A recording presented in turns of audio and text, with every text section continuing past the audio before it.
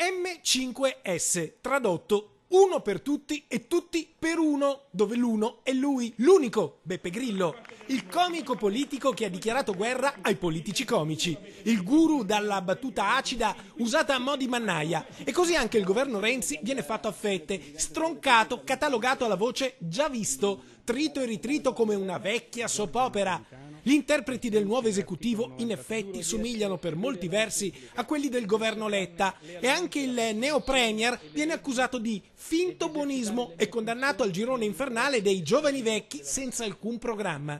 Il giudizio non può che essere negativo. Avere sempre Alfano, avere sempre Lupi, avere sempre Orlando, avere sempre insomma queste persone che sono come posso dire, intrinsechevolmente legate al potere è una garanzia di continuità con il passato, non c'è stata alcuna rottura.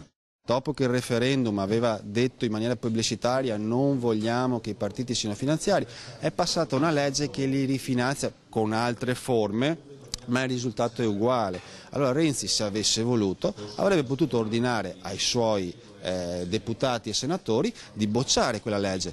Poteva farlo anche senza essere Presidente del Consiglio, quindi nei fatti finora nulla è stato fatto di diverso.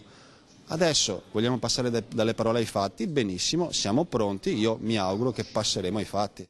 Così parlò il leader Massimo, in rima seguono i parlamentari griffati M5S, ma la sensazione è che il movimento adesso inizia a giocare d'azzardo sui temi più caldi in Veneto. La corsa per le elezioni regionali del 2015 è iniziata e i pentastellati puntano sulle grandi opere e sulle infrastrutture. Vero è che nel nostro paese negli ultimi 50 anni i binari sono diminuiti del 40% e non aumentati. Vero è che in Italia un chilometro di autostrada costa 70 milioni di euro contro gli 11 della Francia e i 10 della Spagna. Troppi rischi, troppi problemi, troppa devastazione del territorio.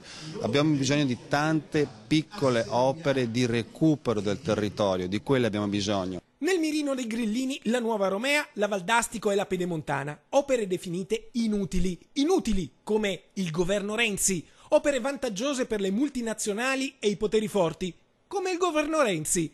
Insomma, a torto o a ragione, la musica è sempre quella. Ed il ritornello anche, la battaglia targata Movimento 5 Stelle contro l'inquinamento politico e ambientale adopera le stesse immagini, le stesse allegorie, le stesse metafore. Trite e ritrite, come una vecchia soap opera, un déjà vu, come il governo Renzi.